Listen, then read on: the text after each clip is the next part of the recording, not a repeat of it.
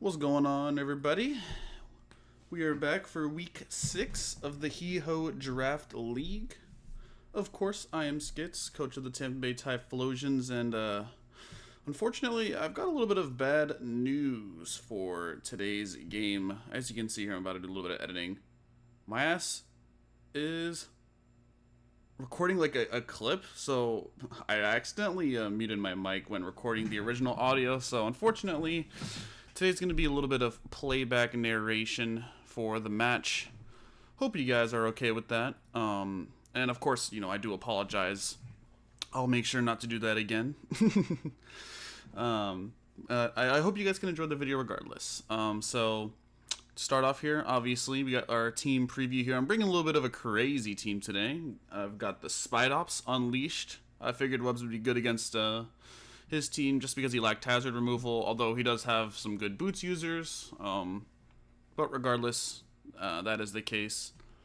Was really scared of these two fighting types, actually, and I was very surprised he brought both. He had two bulky waters that I also thought could have very easily come for something like Primarina or even Archaludon, which they're both good into, but unfortunately he didn't bring either of them. And it actually wasted a lot of my prep on Archaludon. But the star of the show is going to be the Donphan. After looking at his games, I suspected that he would always lead Ninetales or Klefki, whichever one he ended up bringing. And I see Ninetales and I don't see Klefki, therefore, I have reason to believe that he's going to lead the Ninetales. Obviously, Donphan naturally matches up well into the Klefki, and so it'll just be a good lead in that situation. But obviously against a Ninetales, that's not really the best idea. However, I came with a plan. I have spec'd this Donphan to specifically counter the Ninetales. And the hope is that we're going to be able to actually see that in action today. So I will be leading the Donphan, and if I can predict his move for the first couple turns, it will actually end up as a success.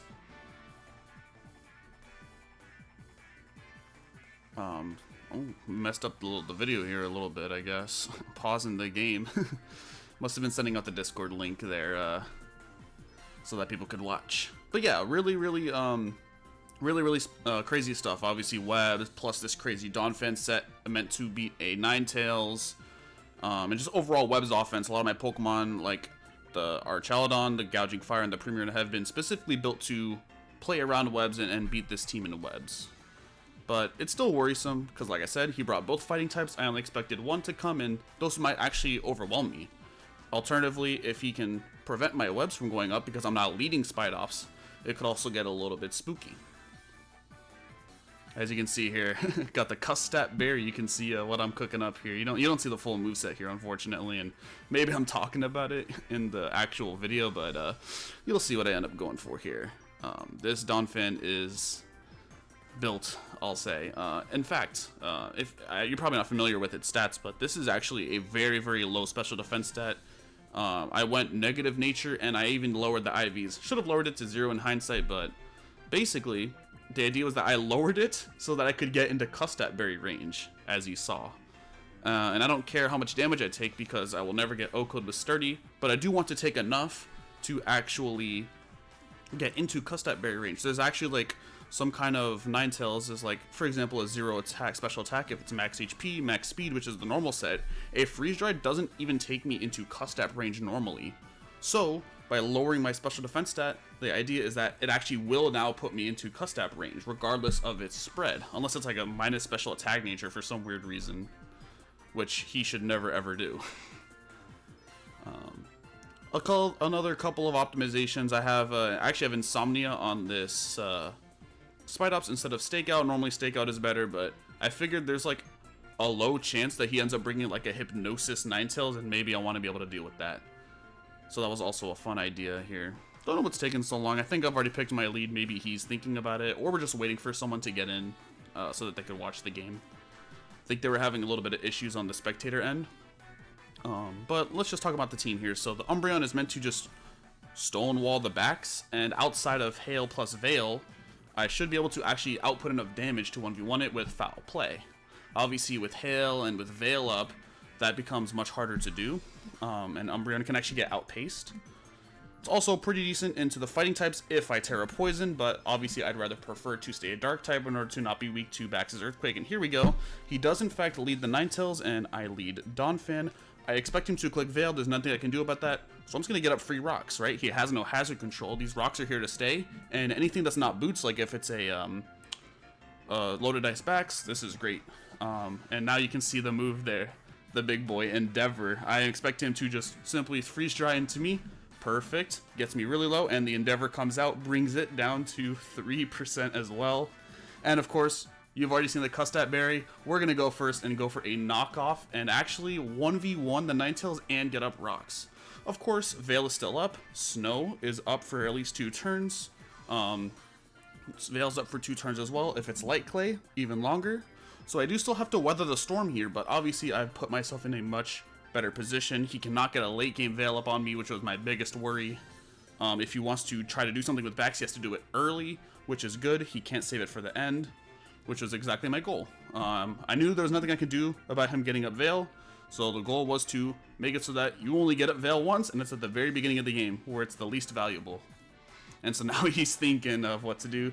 Goes into the Porygon 2. This was obviously a mistake. He should have gone into something faster. I'm just going to get another free Endeavor off and actually take out 2 Pokemon, which is really great. So I'm going to go here. And here I'm thinking about, alright, now it's time to get up webs with Spidops. And I really wanted to do that, but after looking at the speed here, I realized Spidops is always slower. And I will allow this Porygon to recover up for free. I was thinking about if webs was actually worth it to just do anyways, but I decided I'd rather just take the kill.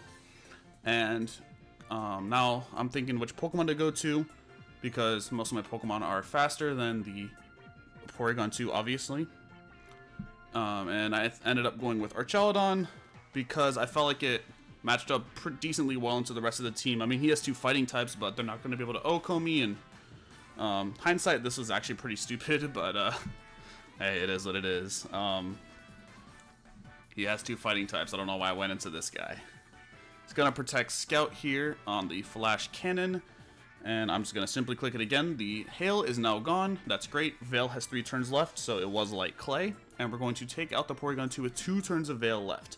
However, 2 turns of Veil is a long time, especially with a Pokemon like Bax, or a Pokemon like Weavile, or a Pokemon like, even like a Belly Drum Hariyama here, right?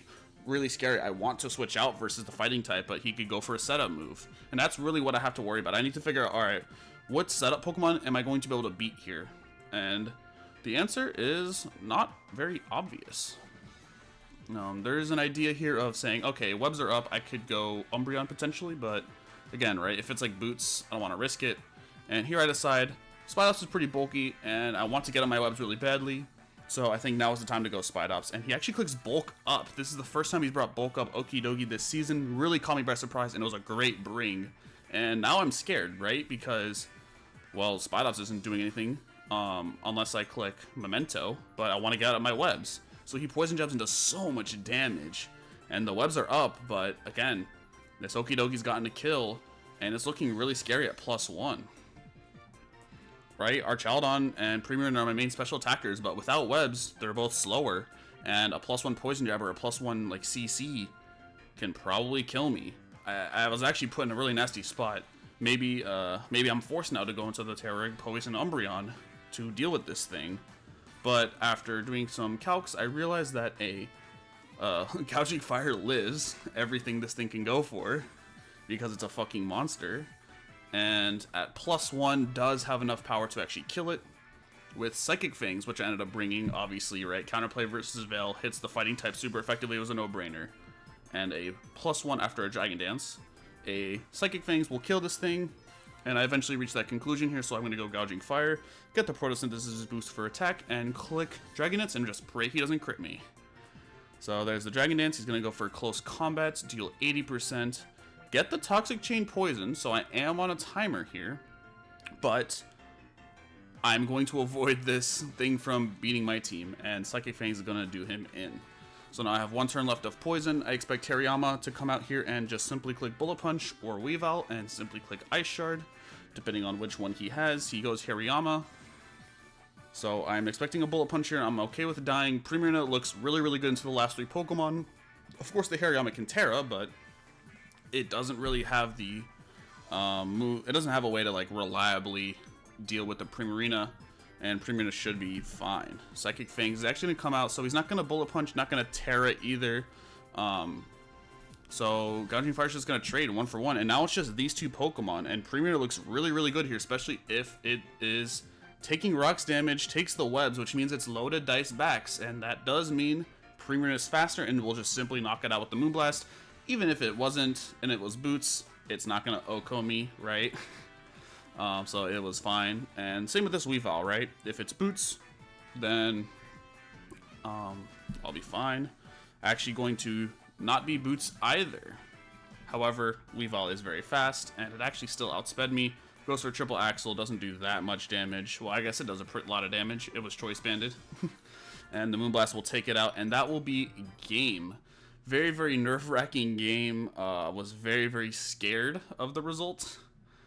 Just because Ninetales backs is really scary for me, but this Donphan absolutely popped off. Did exactly as like planned out. You know, I basically planned those first like 2 or 3 turns before the game even began, and they went as expected.